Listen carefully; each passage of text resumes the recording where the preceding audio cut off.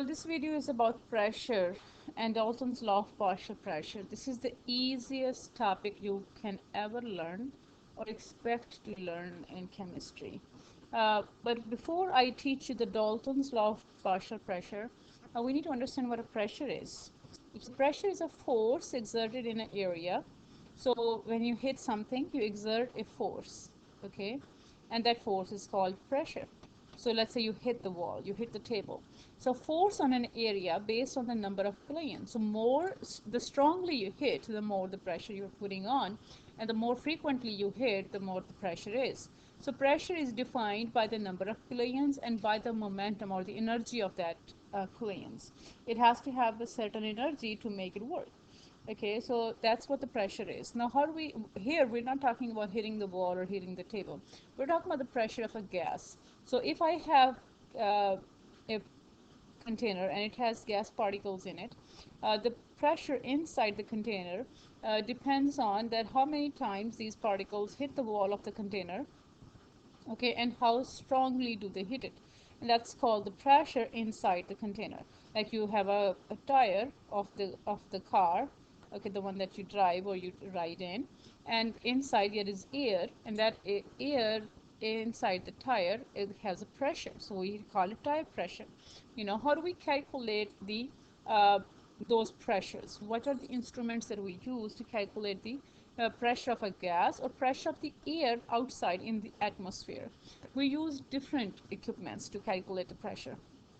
There was a scientist, his name was Torricelli, a French scientist. So he took a pan and he filled it with mercury.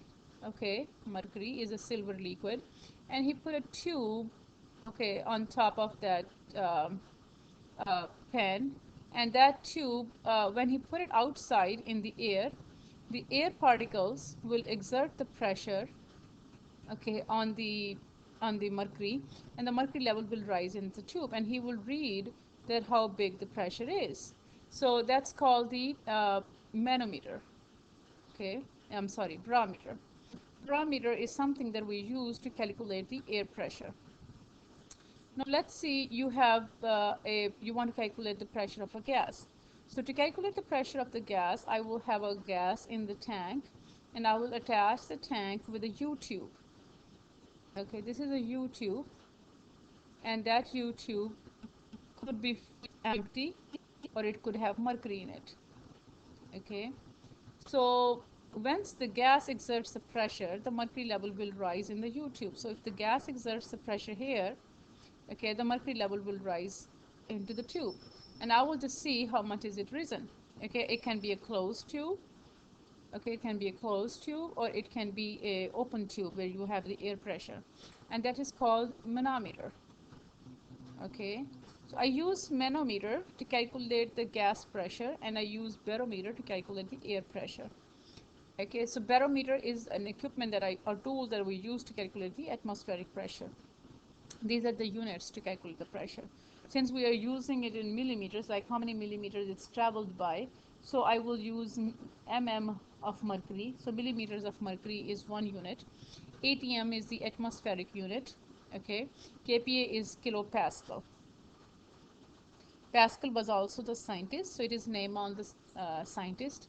And millimeter of mercury is given by Torricelli. It is also called torr. Millimeter of mercury and torr is the same thing because it is the name of a scientist, Torricelli. Okay, who gave us all these, who gave us the tools to record the pressure. So we need to understand what is the relationship between millimeters of mercury, ATM, and kPa. You have to memorize these numbers. That 760 millimeters of mercury is equal to 1 ATM, which is equal to 101.325. Okay, you have to memorize it. So let's say you have to convert 575 millimeters of mercury into ATM. So how will you do that? You have 575 millimeters of mercury, 575 millimeters of mercury. You know that 760 millimeters of mercury is equal to 1 ATM. Okay, this is the standard that I know. So I will say 760 millimeters of mercury is equal to 1.00 ATM. So millimeters of mercury get cancelled. I multiply it by 1 and divide by 760. When I do that, my answer is going to be in ATM.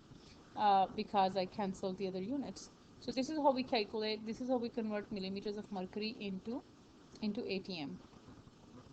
Uh, so the answer was 0.757.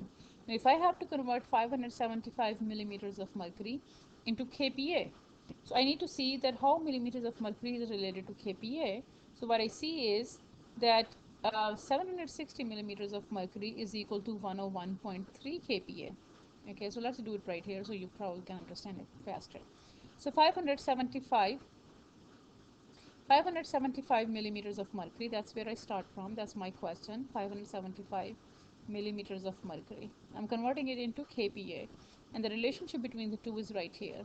So since I have millimeters of mercury here, I will say 760.0 millimeters of mercury is equal to 101.3 kPa. So millimeters of mercury get cancelled. I multiply this and I divide by 760, and that will give me the answer of 76.6 kPa, because that's the only unit left here. I cancelled my millimeters of mercury. So this is how we have to convert the units from millimeters of mercury into kPa.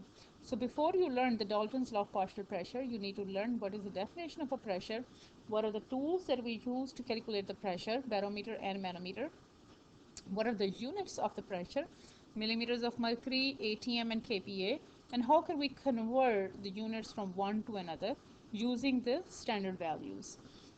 Once you know this, we will talk about Dalton's law of partial pressure. Dalton said that if you have a gas in the container, you have a mixture of gases in the container. So in this container you have maybe hydrogen and oxygen and nitrogen. So you have all the gases in there. So he said the total pressure inside this container should be equal to the pressure of the gas 1 plus pressure of the gas 2 plus pressure of the gas 3, so on and so forth. And it's pretty common sense that of course that the total pressure would be equal to the sum of the partial pressure of all the gases that are present in there. So a flask contains neon at this pressure with argon at this pressure. What is the total pressure? So the total pressure is going to be the pressure of the neon plus pressure of the argon, okay, because these are the only two gases I have. So the pressure of the neon is 542 and pressure of the argon is 234 when I add them together.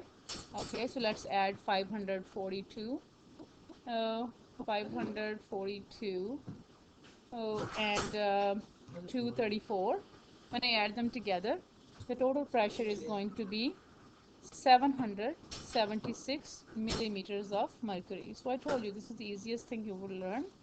Dalton's law of partial pressure. The total pressure equals to the sum of the partial pressure of each gases in the mixture.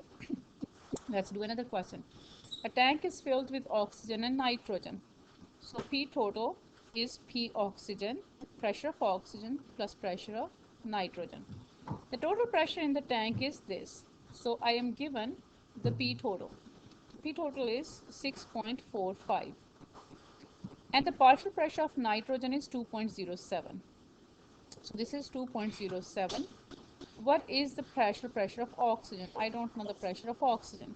I hope you can figure this out, that I will take my total pressure, okay, total pressure minus the pressure of nitrogen, okay, that gives me the pressure of oxygen.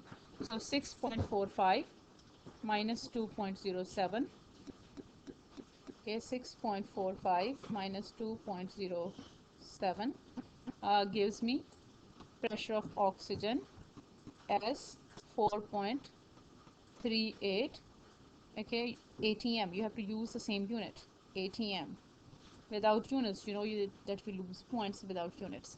So 4.38 ATM, okay, atmospheric pressure. So that's all the Dalton's law of partial pressure is about. You need to know the pressure, you need to know the units, you need to know the tools to calculate the pressure, and then you need to learn how to calculate the Dalton's law of partial pressure. It's very simple, easy.